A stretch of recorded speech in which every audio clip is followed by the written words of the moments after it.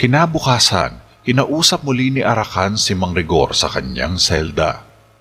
Kinikiliti ni Arakan gamit ang daliri ang pulso sa kamay ni Mang Rigor habang ito ay natutulog sa manipis na sapin na nakahilata sa sementong sahig. "Rigor, handa ka na bang umamin?"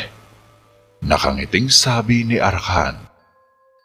Dumilat ang mga mata ng manggagamot at tumingin lang sa paanan ng witchfinder. "Mas gugustuhin ko pang mamatay sa uhaw," sagot ni Mang Rigor. "Magaling at mamatay ka, ngunit hindi ka nag-iisa. Nalulugod kong sabihin na magkakaroon ka ng kasama," ani ni Arakan. "Ano?" Napabangon bigla si Mang Rigor. "Si Javier at Prinsesa Raya ay sasamahan ka sa apoy," nakangising sabi ni Arakan. "Hindi, hayop ka. Huwag mong gawin ang kalansayang ito," galit na sabi ni Mang Rigor. Iiling-iling lang si Arakan at nagkibit balikat. Ginawa mo sila, Rigor, at dapat silang managot sa kanilang hari. Maliban na lang kung... Napahinto sa pagsasalita si Arakan. "Maliban na ano?" tanong ni Mang Rigor. Makaraan ng ilang minuto, ibinato ni Arakan si Mang Rigor sa sahig sa harap ng korte ng hari. Nanlumo sina Michelle at Javier sa kalagayan ni Mang Rigor. Puno ito ng galos sa kamay at halatang hindi pa siya kumakain. Napapitlag naman si Raya sa takot at kinakabahan sa mga isisiwalat ng manggagamot ng hukuman. "Umamin ka! Umamin ka!" Hinawakan sa balikat ni Arakan si Mang Rigor. "Ako ay isang mangkukulam, kamahalan. Ako ang may pananagutan sa pagmumuni-muni ng usok. Ako ang nagkasala sa pagsasanay ng mahika sa Terabeda. Ang duwende, ang mga mukha sa balon. Ako yun. Ako ang mangkukulam na nagpalabas ng palaka mula sa bibig." Pagbubulgar ni Mang Rigor na ikinagulat ng marami, lalo na ng hari. "Pinagtaksilan mo ko, Rigor. Nagtaksil ka sa iyong kaibigan. At higit sa lahat, pinagtaksilan mo ang sarili mo. Ayon sa mga batas ng Terabeda, kailangan kitang hatulan ng kamatayan." Matigas na sabi ni Haring Argo. "Ang mangkukulam ay mapupuksan ng kanyang mahika sa pamamagitan ng apoy. Siya ay susunugin sa tulos. Bukas na madaling araw. Magpatotoo at makinig sa araling ito," wika ni Arakan sa harap ng korte. Kinaladkad ng mga gwardya si Mang Rigor palabas ng silid. Subalit biglang kumilos si Javier at sinugod si Arakan. "Sinungaling ka!" Galit na sigaw ni Javier. Tumayo sa trono si Jericho at pinigilan ang binata. Kinaladkad niya ito palabas ng kwarto. "Mga kawal!" sigaw naman ng hari. "Sinungaling ka!" sigaw muli ni Javier. Sumenyas naman si Jericho sa mga gwardya. "Ako na ang bahala sa kanya." Dinala ni Jericho si Javier sa dungeon sa ilalim ng kastilyo at binitiwan ang nag-aamok na binata. Hinampas ito ni Javier pero hinawakan ni Jericho ang braso niya at pinaikot iyon sa likod niya. Namilipit sa sakit si Javier. "Alam kong masama ang loob mo. Alam kong galit ka. Ayos lang, hindi kita ipapakulong," sambit ni Jericho. Ano sa tingin mong ginagawa mo?" tanong ni Javier. Binitiwan siya kaagad ni Jericho. "Lumalabag ako sa batas," wika ni Jericho at binuksan ng selda ni Mang Rigor. "Ilang minuto lang ang maibibigay ko sa'yo," sambit pa ni Jericho. Pumasok naman sa loob si Javier at kinausap niya ang tiyuhin. "Hindi nila ako hinahayaang makita ka. Wala akong magawa." Medyo naiiyak si Javier. "Alam ko, naiintindihan ko," ani ni Mang Rigor. Hindi ako makapaniwala. Hindi ako makapaniwala na gagawin ito sa iyo ni Argo. Wika pa ni Javier. Umiling si Mang Rigor. Wala siyang pagpipilian kapag nahanap na ni Arakan ang anting-anting. Napatigil sa pagsasalita si Mang Rigor. Hindi ko man lang alam na mayroon kang ganung bagay. Saad ni Javier. Hindi ito sa akin. Pagbubulgar ni Mang Rigor. Paano mo naman nasabi? Tanong ni Javier. Sinubukan kong protektahan ka. Sagot ni Mang Rigor. Napayuko at di mapigilang mapaluha si Javier. Ngayon lang niya napagtanto na ang laki pala ng isinakripisyo ng tiyuhin para lang iligtas siya sa kapahamakan. Hindi ko alam ang sasabihin ko. Ani ni Javier. Ayos lang, Javier. Wala kang dapat sabihin. Wika naman ni Mang Rigor. Oo, alam ko. Hindi rin akin ang anting-anting na yun. Sabay nagpunas ng luha si Javier. Kung gayon, paano ito napunta doon? Bakas ang pagtataka sa mukha ni Mang Rigor. Si Arakan! Sagot ni Javier. Si Arakan? Naguguluhan si Mang Rigor. Wala nang ibang paliwanag. Saad ni Javier. Pero bakit? Tanong pa ni Mang Rigor. Hindi na mahalaga kung bakit. Ang mahalaga, kung mapatunayan kung siya ang nagtanim nito, ligtas ka na. Wika ni Javier. Wag, dapat mong bitawan ito. Pigil naman ni Mang Rigor. Natatakot siya sa maaaring gawin ng pamangkin. Tiyak na pwede itong mahuli ni Arakan at pahihirapan din katulad niya. Hindi, maling akusado ka. May pagkakataon na kung patunayan iyon. Dapat kong kunin ang pagkakataong iyon. Pagdidiin ni Javier. Hindi, Javier. Hindi mo na dapat ito gawin pa. Pagtutol ni Mang Rigor. Hindi ko maintindihan. Gusto mo bang mamatay?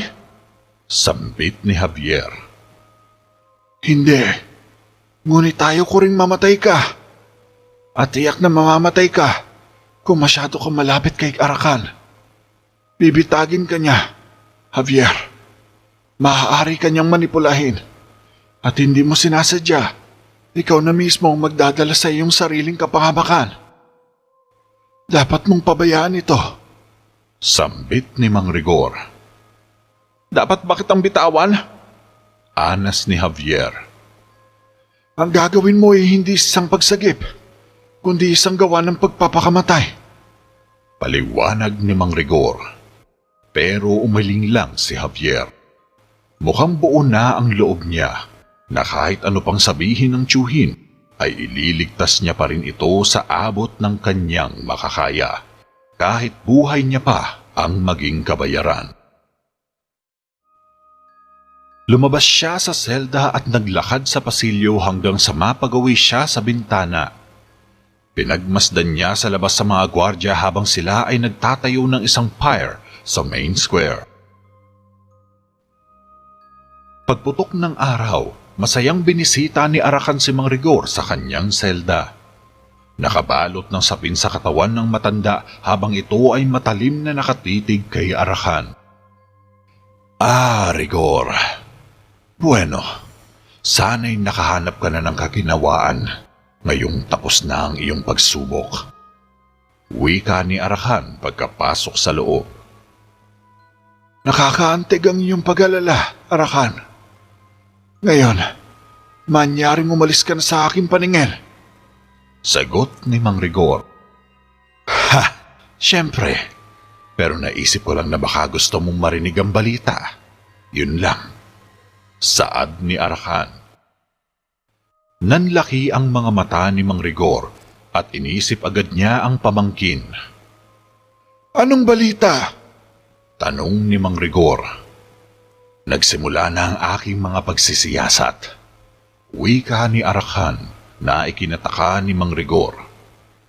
Nagsimula ang pagsisiyasat, pero nakuha mo na yung salaysay ko. Sagot ni Mang Rigor. Talaga?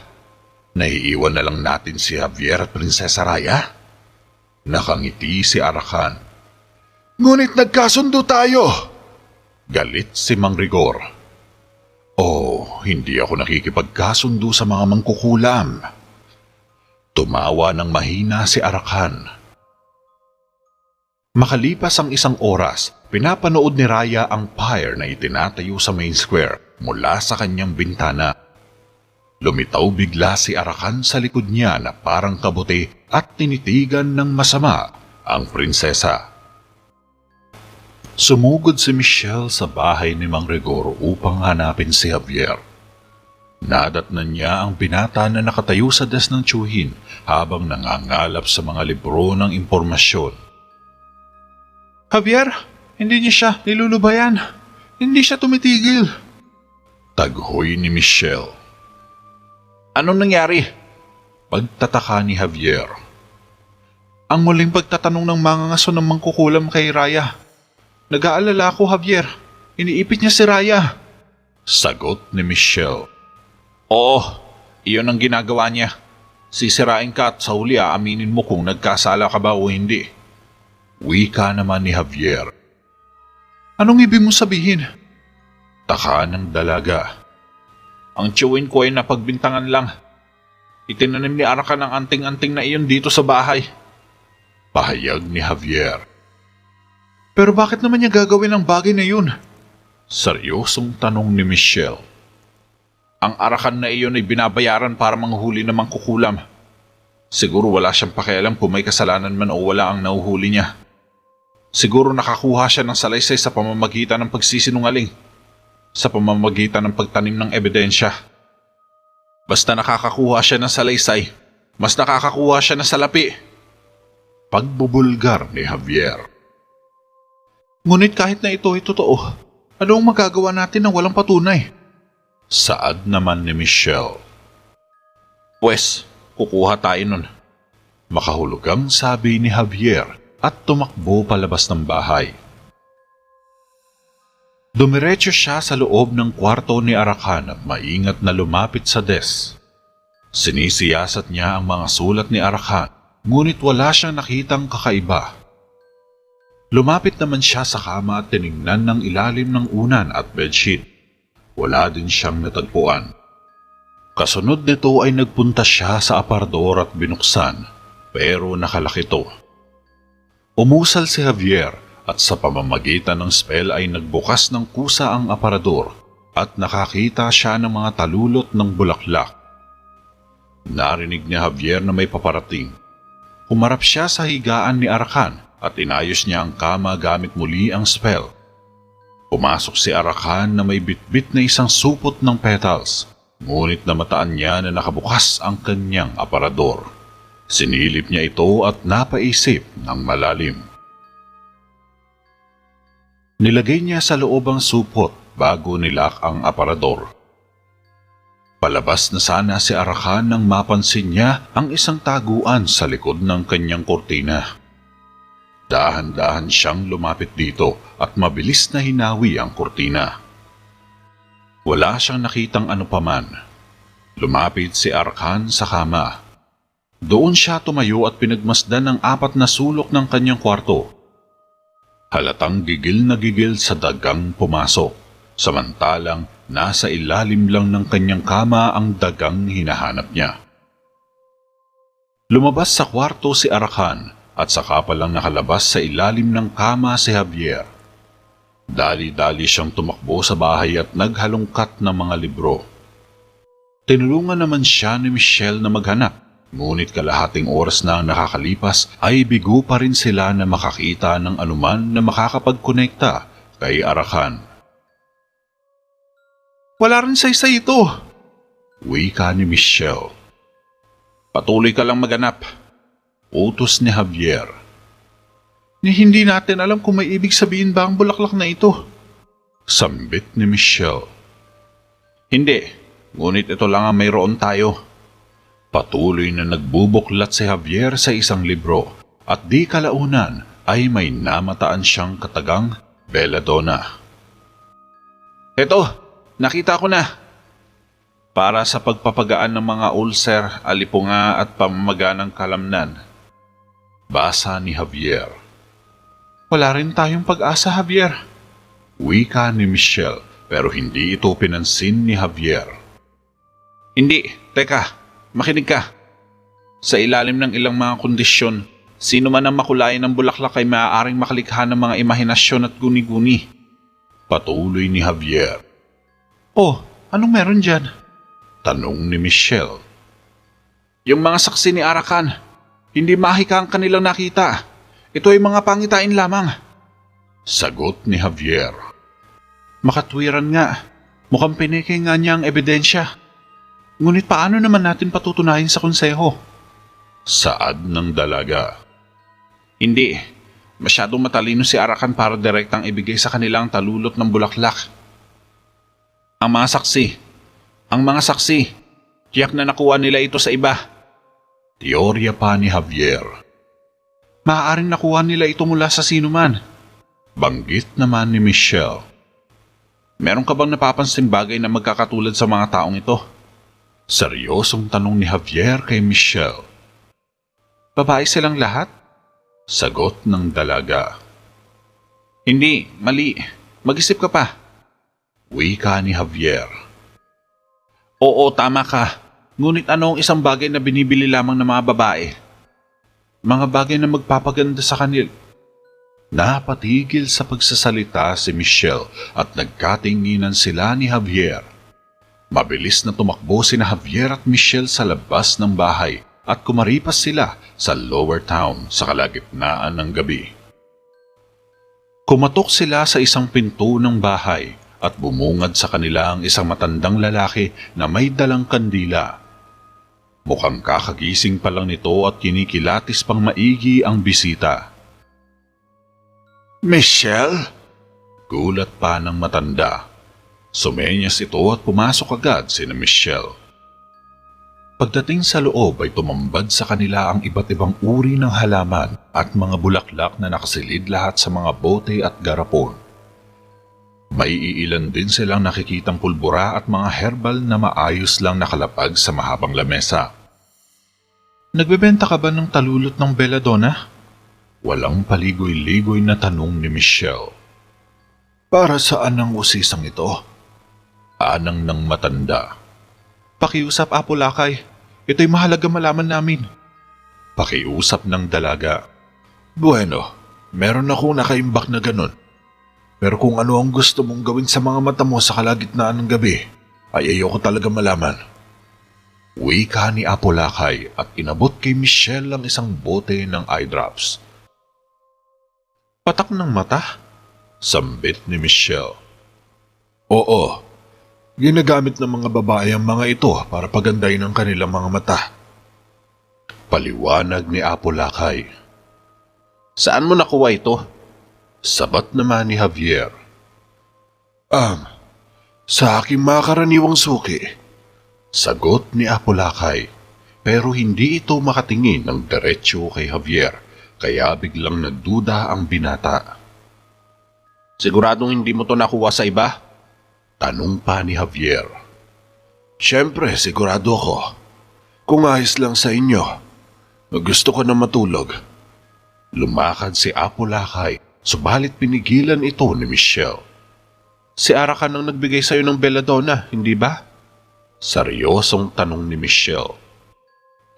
Hindi ko alam ang mga pinagsasabi niyo. Umiwas si Apolakay. Hinarangan nito ni Javier. Pero alam mo naman na bukas ang bitay ni Rigor, di ba? Saad ng binata. Walang kinalaman sa akin yan. Sagot ni Apolakay. May kinalaman sa iyo ito. Ang mga saksi ni Arakan ay nakakita ng mga pangitain. Mga pangitain na ginawa ng belladonna sa pamamagitan ng pangpatak ng matang ito. Kung mapapatunayan natin ito, may pagkakataon tayong iligtas ang tiyuwin ko. Pahayag ni Javier. Natahimik saglit si Apolakay at kalaunay nagsalita din. Pinilit niya akong ibenta yan. Sabi niya, papatayin niya daw ako kapag sinabi ko kahit kanino. Pagbubulgar ni Apolakay. Sinong siya? Si Arakan ba yun? Tanong ni Michelle. Oo, siya yun. Tugon ni Apolakay. Salamat po. Sambit ni na Michelle at Javier. Pagdating sa bahay, kinuha ni Javier ang libro at pinagkumpara ang tincture at belladonna petals na nasa larawan ng libro. Ayan, pareho. Mayroon na tayong ebidensya at sapat na ito ng kailangan natin. Wika ni Javier. Binitbit niya ang talulot at eye drops. Pero sapat na ba yan? Saad ni Michelle. Meron din tayong saksi. Tiyak na sapat na yon? Alanganing sagot ni Javier. Salita pa lang panlaban natin kay Arakan. Sabi ni Michelle. Napahinto si Javier. Michelle, wala tayong pagpipilian. Pagsapit na madaling araw, bukas ay papatayin na ang chewing ko. Paliwanag ni Javier. Javier, isa lang ang pagkakataon natin dito. Kailangan nating ibigay kay Argo ang isang bagay na hindi niya maitatanggi. Isang bagay na kahit si Arakan ay hindi makakapagkaila at makakapagsalita sa kanyang paraan. Wika ni Michelle. Biglang nagkaroon ng ideya si Javier. Babalik din ako agad sa abot ng aking makakaya. Anang batang mangtatawas at tumakbo palabas ng bahay. Hindi na siya napigilan ni Michelle dahil may tiwala naman ito sa kanya. Pero nag-aalala lang siya sa maaaring kahinatnan ng lahat. Nangangamba siya na baka mahuli na lang bigla ni Arakan si Javier. Sinasabi kasi ng iilan, sadyang malupit si Arakan. Binibitin niya ang mga biktima niya habang nakabukas ang tiyan. At isinasabit niya patiwarik sa hook ang mangkukulam kapag siya lang mag-isa ang nakahuli. At sabi pa, baliw ang witchfinder na ito at hindi pa natatalo sa target niya. Lumusot si Javier sa kwarto ni Arakan at naabutan niyang tulog ang mangangaso ng mangkukulam. Itinaas niya ang kamay sa aparador. Bumulong siya ng dasal, subalit biglang gumalaw si Arakan at napahinto siya sa pag-usal.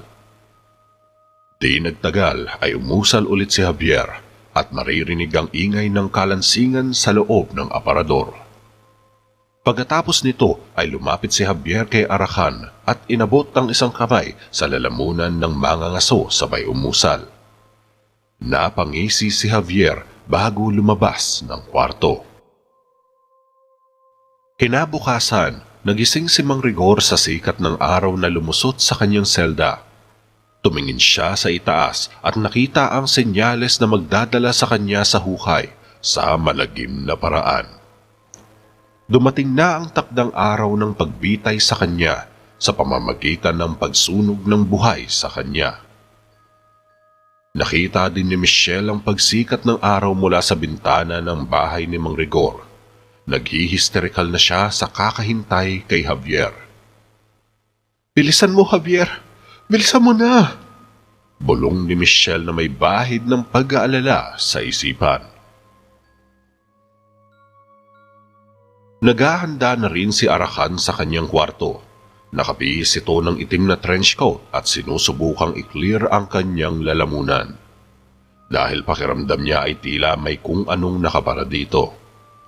Uminom siya ng tubig at ilang sandali pa ay guminhawa rin ng pakiramdam niya. Sinundo niya si Mang Rigor mula sa mga silid ng piitan sa ilalim ng kastilyo. Magandang umaga, Rigor! Nakangiting bati ni Arakan. Sumenyas siya sa mga gwardya at hinila nila si Mang Rigor palabas ng kanyang selda. Samantala, kakapasok naman ni Javier sa bahay at sinalubong agad siya ni Michelle. Javier, saan ka nang galing? Akala ko nahuli ka na. Pagkaalala ni Michelle habang namumula ang mga mata na halatang umiyak. Tapos na. Nagawa ko na ang lahat. Sagot ni Javier habang ito ay hinihingal pa. Pero huli na ang lahat. Nakaalis na si Mang Rigor sa piitan. Wika ni Michelle. Kung gayon, kailangan nating iantala ang pagpapatupad. Sambit ni Javier. Paano? Tanong naman ni Michelle. Si Jericho. Kakausapin ko si Jericho. Lumabas si Javier pero pinigilan siya ng dalaga. Hindi, ipaubaya mo na siya sa akin.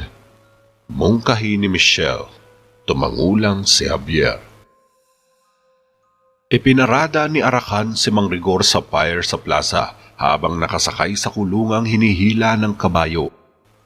Pinagmamasdan ni Haring Argo si Mang Rigor habang inilalabas siya, ngunit umalis bago buksan ni Arakan ang hawla at kinaladkad si Mang Rigor patungo sa pugon. Kumalma ka lang! Magpakita ng paggalang! Sigaw ni Jericho kay Arakan. Dinala ni Arakan si Mang Rigor sa taas at tinali sa isang pole na nakatayo sa gitna ng pugon.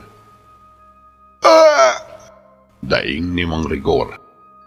Pasensya na po. Pasensya na po. Paumanhin. Kailangan ko makalusot, paumanhin. Pasensya na po. Jericho! Jericho! Napalingon si Jericho at nakita sina Michelle at Javier na nakikisiksik sa mga tao. Jericho, itigil mo na to! Pakiusap ni Michelle. Hindi ko kaya, Michelle. Alam mong hindi ko kaya. Balungkot na sagot ni Jericho. May patunay si Javier na inosente si Mang Rigor. Wika ni Michelle. Ang nakalipas na pangungusap ng aking ama ay kailangang ipatupad. Wala na akong magagawa pa. Tugon ni Jericho. Magagawa mong tama, Jericho Mondragon. Maaari ka magpakita ng ilang pananampalataya sa isang tapat na kaibigan. O maaari kang tumayo at panuorin ng isang inosenteng tao na mamatay. Mahabang lintaya ng dalaga. Napatingin ng seryoso si Jericho kay Michelle at napabuga ng hangin. Michelle, nasambit lang ni Jericho. Nangyari na ito minsan sa aking ama. Gusto mo rin ba itong mangyari ulit? At tigilan mo ako sa kakatitig ng ganyan. Alam kong utusan lang ako. Akala ko ba'y ikaw isang tunay na prinsipe? Ipakita mo sa amin ito. Kaya mong simulan ng pag-uugaling tulad ng ginagawa mo. Wika ni Michelle. Isinuot ni Arakan ng isang itim na apron at ibinaba ang salo para sindihan ang fire. Bumaling dito si Jericho. Teka! Pigil ni Jericho kay Arakan. Sa loob ng throne room, nakatayo na sa harap ng korte si Javier habang isinasalaysay niya sa hari pa isa-isa ang ebidensya at mga impormasyong naalakap niya kay Arakan. Nakaupo lang sina Jericho at Raya sa trono, samantalang nakatayo lang din si Michelle sa likod ni Javier. Naroon rin sa loob ang buong konseho at kasama ang mga saksing babae ni Arakan. Kamahalan, walang ibang nakita ang mga saksi kundi guni-guni na dulot ng belladonna, ang pangpatak ng matang ito. Inabot ni Javier ang bote ng eye drops kay Haring Argo. At binili niyo itong belladonna sa matandang lalaking ito? Tanong ng hari. Tumango ang lahat ng mga saksi. Saan mo ito nakuha? Tanong naman ni Haring Argo kay Apo Lakay. Pero halatang nanginginig sa takot si Apo Lakay at hindi makatingin ng maayos kay Haring Argo dahil nasa tabi niya lang si Arakan na matalas na nakatitig kay Apo Lakay. Napansin ito ng hari. Huwag ka matakot. Walang masamang mangyayari sa iyo dito. Paniniguro ng hari. Ang mga ngaso ng mangkukulam, binigay niya ito sa akin. Nanginginig na tugon ni Apo Lakay. Nag-ingay sa loob ng konseho at nagkaroon ng bulong-bulungan ang mga tao. Sinabi ba niya sa iyo kung para saan ito? Kasunod na tanong ni Haring Argo. Hindi. Kaya lang, kung hindi ito ibebenta, susunugin niya daw ako sa pugon. Sagot ni Apo Lakay. Mas lalong nabahala ang mga tao. Paano mo sasagutin ang mga akusasyong ito? Sabay bumaling ang hari kay Arakan. Walang katotohanan ang mga sinasabi nila. Malinaw na imbento lang ng bata ang mga kasinungalingang ito sa pag-asang malililigtas niya ang kanyang tiyuhin. Sagot ni Arakan at matalim na tinitigan si Javier. Pwes, hindi ka ba tututol kung ahalughugin namin ang iyong silid? Paghamon ni Javier. Tahimik! Wala kang otoridad dito! Saway ng hari kay Javier. Lumapit naman si Jericho kay Javier at humarap siya sa amang hari. Ama, hayaan mong ayusin natin ito sa pamamagitan ng sibilisadong paraan. Kung mali ang sinasabi ni Javier, dapat niyang tiisin ang kahihinatnan nito. Pero kung may katotohanan man ang mga sinasabi niya. Tumingin si Jericho kay Arakan na naka-cross-arm lang sa tabi. Kampante at tila malakas ang kumpiyansa sa sarili na walang itinatago. Wala akong dapat itago, sagot ni Arakan. Ngumiti lang si Javier. Pagdating nila sa silid ni Arakan ay pinapanood lang ni Haring Argo, Jericho, Raya at Javier ang mga gwardya na nag-ahagis ng mga gamit sa silid. Hinalungkat nila ang anumang ebidensya na magtuturo kay Arakan na nagsisinungaling ito. Nagsasayang lang kayo ng oras, wika ni Arakan. Naghalughog pa ang mga gwardya sa kama at maging sa mga kagamitan ni Arakan ay hindi pinalagpas at chinecheck ito ng maigi. Ang aparador doon, tingnan nyo! Utos ni Jericho. Pinuntahan ng isang gwardya ang aparador at binuksan. Mabilis na nangahulog ang dose-dose ng mga anting-anting at isang imbak ng tincture ng belladonna na nasa loob. Ang mga bagay na ito ay hindi ko pag-aari. Ito ay isang kahangalan. Napaubo si Arakan at tila nanakit ang kanyang lalamunan. Ang batang yun ang may pakana nito. Sinubukan ni Arakan na abutin si Javier, subalit nagluwa ito ng isang palaka. Nagimbal ang mag-aamang maharlika at napangiti naman si Javier sa tabi. Sa wakas ay nasa kote niya rin si Arakan sa harap mismo ng hari. Ngayon ay wala na itong mailulusot pa. Mangkukulam! Wika ni Haring Argo. Kumuha ng dagger si Arakan at hinostage si Prinsesa Raya. Tinutok niya ang punyal sa leeg ni Raya. Nag-alala ng lubos si Haring Argo. Arakan, pag-isipan mong mabuti ang iyong ginagawa. Hinding-hindi ka rin makakalabas mula sa Terra Veda ng buhay. Anang ng hari, sabay humugot ng espada. Bumunot din ng espada ang mga kawal at gayon din si Jericho. Dahan-dahan nilang nilapitan si Arakan at sinusubukang kumbinsihin na bitawan si Raya. Tumabi naman si Javier sa may pinto at pinanood lang muna ang susunod na eksena. Gagawin ko kung paahalagan mo ang buhay ng iyong anak, ha? Wika pa ni Arakan. Hinawakan ni Raya ang braso ni Arakan at sinamantala ito ni Javier. Dito na siya kumilos. Bumulong siya ng spell. Nag-init bigla ang hawakan ng punyal at nalaglag ito ni Arakan sa sahig. Napaatras ito sa sakit. Ah! Daing ni Arakan at hinawakan ang kamay. Nakawala naman si Raya mula kay Arakan. Sumugod si Haring Argo subalit umatras ang Witchfinder at natapakan nito ang ibabaw ng kahon at nahulog ito sa bintana. Ah! Mahabang sigaw ni Arakan habang ito ay mabilis na bumabagsak sa lupa. Plah! Tumama ang ulo ni Arakan sa matulis na bato at nabiyak ang kanyang bungo. Kumalat ang dugo niya sa lupa. Nagkalasog-lasog naman ang mga buto niya sa katawan. Napadungaw agad sina Haring Argo at Jericho sa bintana at nanlumo sila sa sinapit ni Arakan. Halos hindi na makilala ang kanyang itsura mula sa malagim na sinapit. Isang araw, binisita ni Haring Argo ang tahanan ni Mang Rigor at nadatnan niya ang manggagamot na nililinis ang kalat na ginawa ng mga gwardya. Pumasok sa loob ang hari. Rigor, natutuwa ko na tagpuan kita rito. Nahihiyang sabi ni Haring Argo.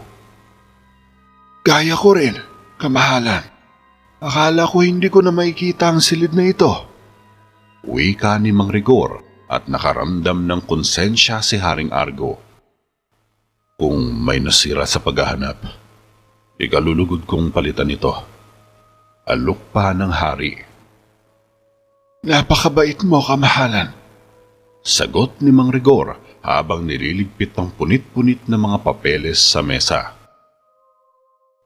Si Arakan, halos hindi pa rin ako makapaniwala na isa siyang mangkukulam. Saad ni Haring Argo. Talaga? May dahilan ba na gusto mo akong makita? Tanong ng manggagamo. Oo, meron. Gusto kong sabihin na pasensya na kung nagdusa ka sa kanya mga kamay. Taos-pusong paghingi ng tawad ng hari. Ngunit hindi ako nagdusa sa kanyang mga kamay, Argo. Nagdusa ako sa'yo. Siya ay nagtrabaho para sa'yo, kamahalan. Sinusunod lang niya ang utos mo. Sambit ni Mang Rigor na may bahid ng panunumba. Pero niloko niya ako. Katwiran naman ni Haring Argo. Hindi. Matagal ka nang nalinlang bago kay Arakan. Dahil niloloko mo lang ang iyong sarili. Nakikita mo ang mga kaaway kung saan may mga kaibigan. Nakikita mo ang mga mangkukulam kung saan mayroon kang mga katulong. Hindi ako ang unang napagbintangan mo mula sa digmaan mo laban sa Mahika. At hindi lahat ay naging kasing swerte ko. Mahabang lintaya ni Mang Rigor. Tinitiyak ko sa'yo, Rigor. Bawat hakbang ay bubusisiin ko na upang matiyak na walang mangyayaring ganito. Pangako ng hari. Sana, totoo yan. Para sa ating kapakanan. Ngayon, kung ipagpapaumanhin mo, mayroon pa akong gagawin. Halatang galit si Mang Rigor at tinidibdib pa rin ito ang mga nangyari. Naiintindihan naman ito ni Haring Argo dahil maging siya ay binabagabag din ng konsensya. Kinagabihan, nakaupo si Javier sa mesa habang naghahain ng hapunan si Mang Rigor. Ang hindi ko maintindihan ay kung paano mo nalaman na itinago niya ang mga ebidensya sa kanyang silid. Wika ni Mang Rigor. Mabilis lang talaga ang pangyayari. Sagot ni Javier at umiwas ng tingin sa tiyuhin. Nakikita ko. At ang palaka. Dagdag na usisa ni Mang Rigor. Napalunok ng laway si Javier. Na ako,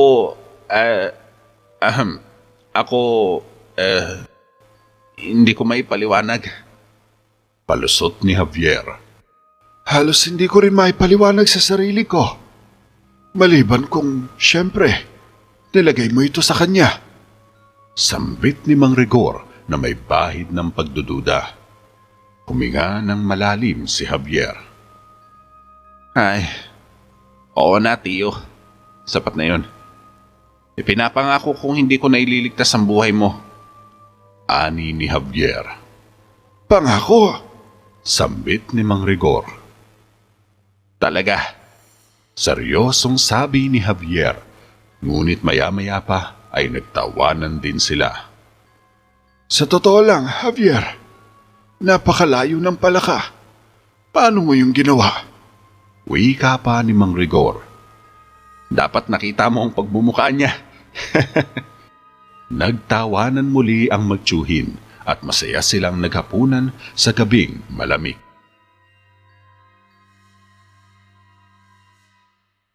Sa susunod na kabanata, haharap si Jericho sa isang hamon mula sa isang misteryosong kabalyero na kalaunan na ipapakita din ang tunay na pagkatao bilang isang magandang babae.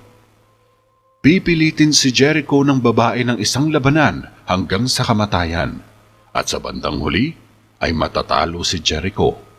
Ngunit ililigtas din ng babae ang kanyang buhay kapalit ng isang pangako. At lalo pa siyang tinukso sa kaalaman na kilala ng babae ang kanyang ina.